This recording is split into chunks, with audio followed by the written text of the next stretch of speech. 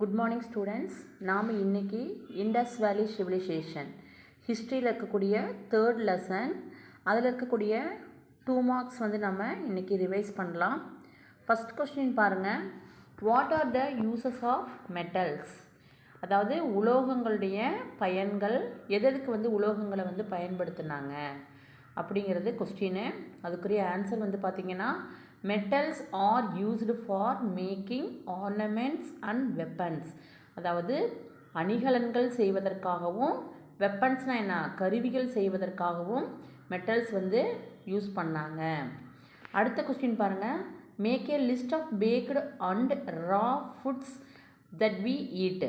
அதாவது என்னென்ன ஃபுட்டு, வேக வைத்த ஃபுட்டு என்ன சாப்பிட்டாங்க, பச்சையாக ரா ஃபுட் என்ன சாப்பிட்டாங்க அப்படிங்கிறது தான் கேள்வி. இப்போ நம்ம என்னென்ன சாப்பிடுவோம் அப்படிங்கிறது தான் கொஸ்டின்.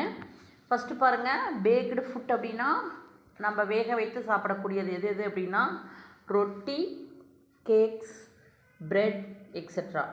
இதெல்லாம் நம்ம வேக வச்சு தான் சாப்பிட முடியும், பச்சையாக சாப்பிட முடியாது. அதே போல் ரா ஃபுட் அப்படின்னு பார்த்தோம்னா ஃப்ரூட்ஸ் அண்ட் வெஜிடபிள்ஸ், பல வகைகள், காய்கறிகள், இதெல்லாம் நாம் எப்படி சாப்பிட்லாம், பச்சையாகவே சாப்பிட்லாம். அடுத்த கொஸ்டின் பாருங்கள். Do we have the practice of worshipping animals and trees? அதாவது மிருகங்களையும் மரங்களையும் வழிபடும் பழக்கம் நம்மக்கிட்ட இருந்துச்சா அப்படின்னு கேட்குறாங்க. நம்ம என்ன பண்ணுறோம், மிருகங்களையும் மரங்களையுமே வழிபடுறோம் இல்லையா? இப்போ வேப்ப மரம் வழிபடுறோம், அதே போல் அரச மரமும் வேப்ப மரமும் இருந்தால் அதை வழிபடுறோம். அதே போல் மிருகங்கள் அப்படின்னு சொல்லி பார்த்தோம்னா காகத்தை வழிபடுறோம், மயில் அப்படிங்கிறது முருகனுடைய வாகனம் அப்படிங்கிறதுனா அதை வழிபடுறோம். இது போல் விலங்குகளையும் வழிபடுறோம், மரங்களையும் வழிபடுறோம். அதுக்கு ஆன்சர் பார்த்தோம் அப்படின்னா yes, nowadays we have the practice of worshipping animals and trees. நாம் இப்போ அனிமல்ஸையும் ட்ரீஸையும் வழங்குறோம் அப்படிங்கிறது தான் ஆன்சர். அடுத்த கொஸ்டின் பாருங்கள். River valleys are cradles of civilizations. Why? ஆற்றங்கரைகள் நாகரிக தொட்டில்கள் அப்படின்னு சொல்லிட்டு அழைக்கிறாங்க. ஏன் அப்படின்னு கேட்குறாங்க. River valleys are cradles of civilization. River வேலிஸை ஆற்றங்கரையை கிராடல்ஸ் அப்படின்னு சொல்லுவாங்க. கிராடல்ஸ் அப்படின்னா தொட்டில், நாகரிக தொட்டில் அப்படின்னு சொல்கிறாங்க. Because many civilizations flourished on the river valleys. அதிகமாக நாகரிகங்கள் எங்கு தோன்றியது அப்படின்னு சொல்லலாம், ஆற்றங்கரைகளில் தோன்றியது. ஏற்கனவே நம்ம பாடம் ஆரம்பிக்கிறப்பயே பார்த்தோம், நைல் ஆற்றங்கரையில் தோன்றியது தான் ஈஜிப்டியன் சிவிலைசேஷன் பார்த்தோம்.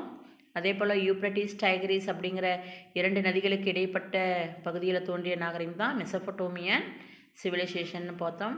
அதுபோல் சைனீஸ் சிவிலைசேஷன் பார்த்தோம்னா மஞ்சள் ஆறு, ஹவாங்கோ அண்டு யாங்ஸி, அந்த ஆறுகளினால் தோற்றுவிக்கப்பட்ட நாகரிகம் தான் சைனீஸ் சிவிலைசேஷன் பார்த்தோம். அதே போல் இண்டஸ் ரிவரில் உருவானது தான் ஹரப்பன் சிவிலைசேஷன் அப்படின்னு பார்த்தோம்.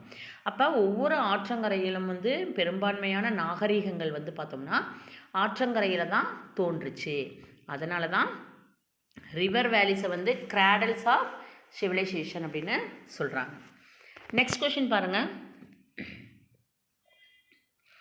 Just because a toy moves doesn't mean it's modern. What did they use instead of batteries?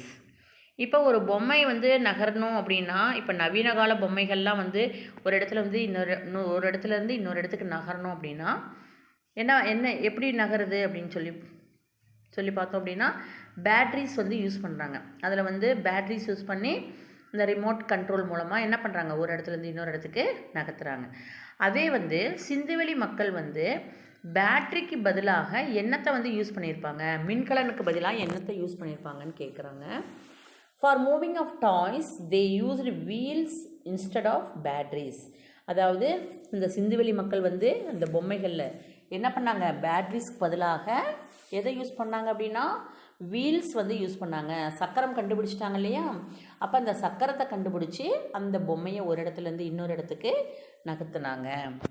அடுத்த கொஸ்டின் பாருங்கள். 6th கொஸ்டின். Dog was the first animal to be tamed. Why? ஏன் நாயை தங்கூட பழக்கி வச்சுக்கிட்டான் அப்படின்னு கேட்குறாங்க. Dog was the first animal to be tamed. நாயை வந்து ஃபஸ்ட்டு அனிமலாக தன் கூட வேட்டையாடுவதற்கு தன் கூட வச்சுக்கிட்டான். எதுக்கு அப்படின்னா த டாக் ஹேஸ் ஸ்னிஃபிங் ஸ்கில். அதற்கு வந்து மோப்ப சக்தி உண்டு. அப்போ மோப்ப சக்தியின் மூலமாக என்ன பண்ணும், வேறு அனிமல்ஸ் வந்து ஏதாவது வந்துச்சு அப்படின்னா அது என்ன பண்ணும், குறைக்கும் இல்லையா. அதை வச்சு அந்த மனிதன் வந்து வேறு ஏதோ அனிமல் வந்து வருது, அப்போ நம்ம சேஃப்டியாக இருக்கணும் அப்படின்னு சொல்லிட்டு சேஃப்டி பண்ணிக்கிறான் இல்லையா தன்னை. அதுக்காக என்ன பண்ணான், அந்த நாயை வந்து தன் கூட வளர்த்துனான். அடுத்த கொஸ்டின் பாருங்கள். If you were an archaeologist what will you do. இப்போ நீ ஒரு தொல்பொருள் ஆய்வாளராக இருந்தீன்னா நீ என்ன செய்வ அப்படின்னு சொல்லி கேட்டிருக்காங்க. அதுக்கு அவங்கவுங்க மனதுக்கு தோன்றின பதிலாக கரெக்டாக எழுதலாம். இப்போ இங்கே கொடுத்துருக்க பதிலை நீங்கள் பயன்படுத்திக்கோங்க. If I was an archaeologist I like to know their dressing improvement, that is how they learn to prepare their dresses. அவங்களுடைய ட்ரெஸ்ஸிங் இம்ப்ரூவ்மெண்ட்டை பற்றி நான் சொல்லுவேன், ஆய்வு செய்வேன். அது மட்டும் இல்லாமல் அவங்க அந்த ட்ரெஸ்ஸிங் இம்ப்ரூவ்மெண்ட்டுக்காக என்னென்ன முயற்சிகளை வந்து மேற்கொண்டாங்க அப்படிங்கிறத பற்றியும் நான் வந்து தெரிஞ்சுக்குவேன் அப்படின்னு சொல்லிட்டு சொல்கிறாங்க. அடுத்த கொஸ்டின் பாருங்கள். Name any 2 Indus sites located in the Indian border.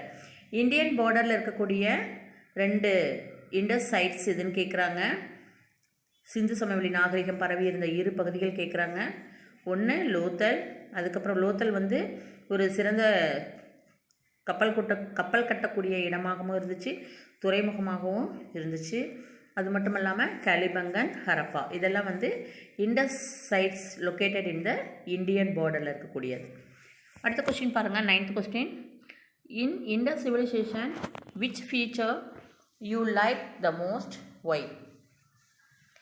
சிந்து சமவெளி நாகரிகத்தில் வந்து உன்னை கவர்ந்தது எது, ஏன் அது கவர்ந்ததுன்னு கேட்குறாங்க. I like drainage system, streets and houses, the great bath, the assembly hall. எனக்கு வந்து இதில் என்னென்ன பிடிச்சிருந்தது அப்படின்னா ட்ரைனேஜ் சிஸ்டம் பிடிச்சிருந்தது, சாக்கடை வசதி, கழிவுநீர் கால்வாய் வச்சுருந்தாங்க இல்லையா, மூடிய நிலையில் கழிவுநீர் வந்து அமைச்சிருந்தாங்க. அதுக்கப்புறம் ஸ்ட்ரீட்ஸ் அண்ட் ஹவுசஸ்லாம் வந்து பார்த்தோம் அப்படின்னா ஸ்ட்ரைட்டாக நீட்டாக கட்டியிருந்தாங்க. அதுக்கப்புறம் கிரேட் பாத் இருந்தது, ஒரு பெருங்குளம் இருந்தது. அதுக்கப்புறம் அசம்பிளி ஹால் இருந்தது. இதுதான் என்னை கவர்ந்தது அப்படின்னு சொல்கிறாங்க. Because of their well planned buildings methods. இதெல்லாம் வந்து ஒரு வெல் பிளான் பண்ணி கட்டியிருந்ததுனால எனக்கு அது வந்து பிடிச்சிருக்கு அப்படின்னு சொல்லிட்டு சொல்கிறாங்க. அடுத்த கொஸ்டின் பாருங்கள். What instrument is used nowadays to weigh things. நான் இப்போ வந்து நம்ம தற்காலத்தில் வந்து பொருட்களை வந்து நிறைய வந்து அளக்கிறதுக்கு என்ன கருவியை பயன்படுத்துகிறோம் அப்படின்னு சொல்லி கேட்குறாங்க. வெயிங் பேலன்ஸ், அதாவது தராசு அப்படிங்கிறத வந்து நம்ம வந்து இப்போ விடைகள்லாம் அளக்கிறதுக்கு பயன்படுத்துகிறோம். Weighing balance is used nowadays to weigh things. Okay, இந்த 10 கொஸ்டின் வந்து நீங்கள் கிளாஸ் ஒர்க் நோட்டில் வந்து காப்பி பண்ணி வச்சுக்கோங்க. காப்பி பண்ணிவிட்டு படித்து பார்க்காம எழுதி பாருங்கள். நம்ம நெக்ஸ்ட் கிளாஸில் பார்க்கலாம். Thank you students.